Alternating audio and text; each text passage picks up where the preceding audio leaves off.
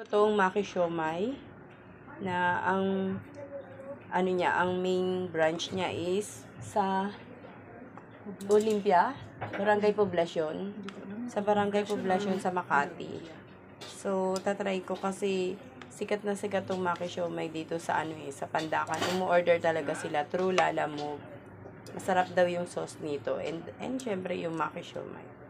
So, tignan natin. Taste test. So, ayan, titikman na natin yung ating Japanese na siomai ni Maki. Nag-vlog ka ta? Sarap. Kaya Guys, recommendable. Ang sarap. hindi siya nagsasobs. Then, try naman natin, guys, yung may chili.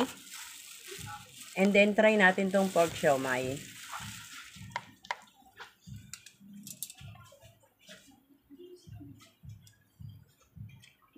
Sarap. Ang sarap.